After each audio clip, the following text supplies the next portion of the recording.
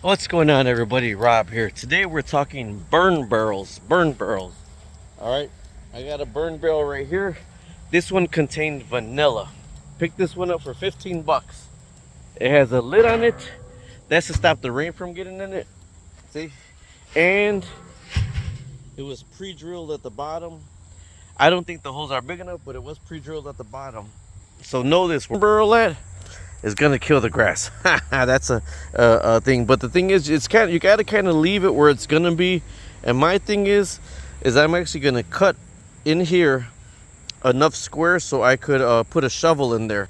Barrel right here.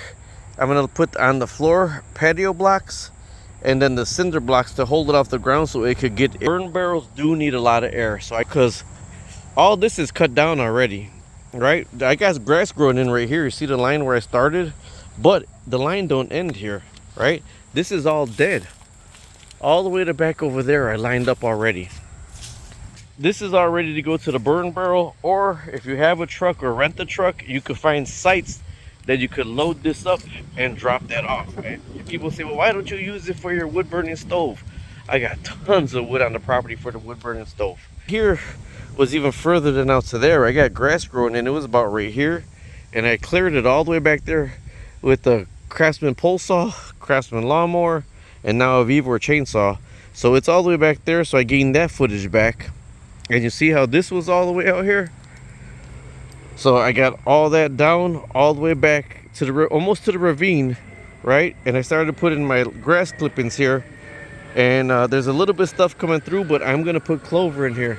There's a jet leaving the airport. I'm gonna put clover in here, but I'm gonna keep going further back. But I have enough that I gotta start burning.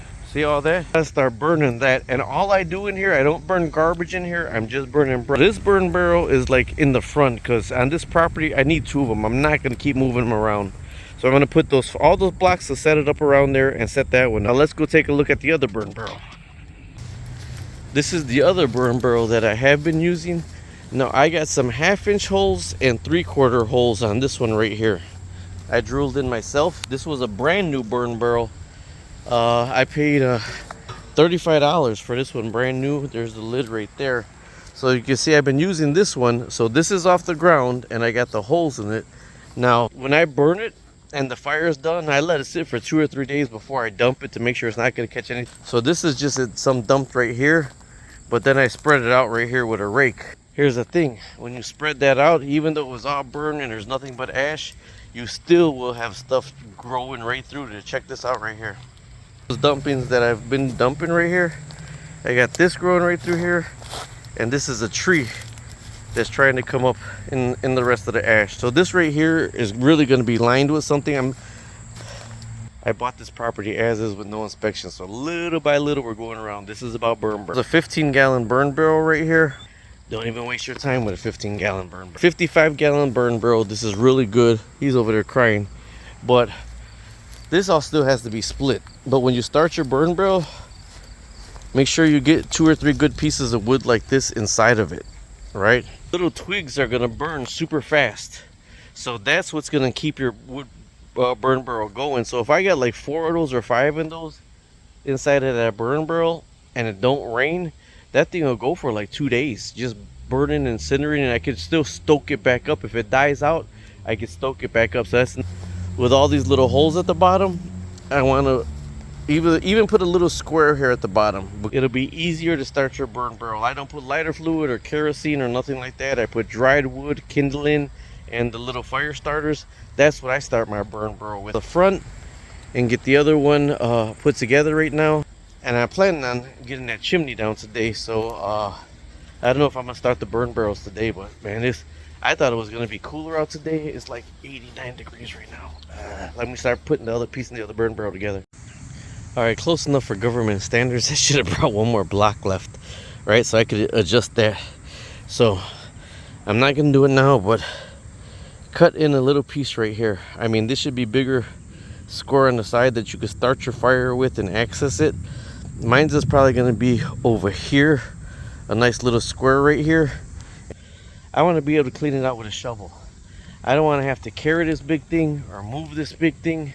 I want a wheelbarrow and a shovel that I could clean out the ash with a wheelbarrow and a shovel. People say, well, it could go on the bottom right there.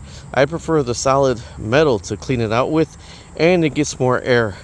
Before you start a burn barrel, saturate the ground around it, wet the ground around. There's a big drought, and I was in the backyard, and a tall piece fell on the ground, and the grass caught on fire. So yeah, I was there, I had the hose, but the grass caught on fire. So burning this next to that, close to that, I definitely will have the hose in the area. I'll wet it down, then I'll start the fire. You know, these big pieces, you think, yeah, well, they could just go in the burn barrel. Yes, they can, but when you get to these dry leaves, man, they go up like flames. They go up like flames. So I would actually have a pruner, and I'd cut these a little bit smaller. And when I put the whole thing in, I put it in kind of upside down. But with a pruner, you prune some of those a little bit small, prune them smaller to get in the burn barrel. It's a more controlled burn. Put those big things on top of the burn barrel, man, it goes up like the 4th of July. So I got 2 burn barrels, so I don't want to move the burn barrels back and forth. So I could get all this cleared out back to that line right there, and that's like a good 10 feet right there that I could clear it out. All this, there's a dead tree right here, so this dead is trying to grow back. Let's see, there's a big dead branch and a dead part of a tree right there. This is gonna get cut down because this is a tree that's trying to live, so I got to let that dry out. Here's another big tree that's down that I got to cut down, because when they get like this, all the weeds grow over it, then you can't see. And here is the mulberry tree that went down. So I'm going to use a pruner for this, right? I'm going to use a pruner for this. I'll cut it down in big pieces like that. And then I line it up like that in the sun so it could dry out. And then I start to burn it. When I get down to the rounds, the big logs that I could use for the wood burning stove, I'm going to line them up in the sun somewhere off the ground, because you can't burn them this year because of the creosote.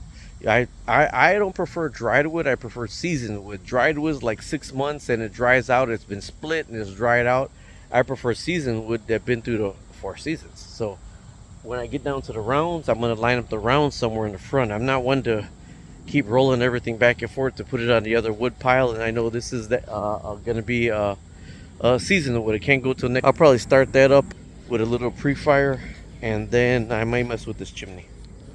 Sorry, I'm all scatterbrained. This is just set up for the first burn, and I'll probably cut it with the angle grinder first, but it's too hot out here, so I can start messing with that chimney from inside the garage where I'm in the sun. So I'm gonna go in there right now. This will be the second burn barrel on the homestead. We're gonna start clearing this piece up, because once I get all this out, I can start getting further. And right now, I'm gonna start going with the chimney. So this video, when I started up, will probably be second burn barrel, first burn. I started the first burn on the other one a long time ago. I still got to edit and put that one up. Talk to you later. Subscribe, like, and share.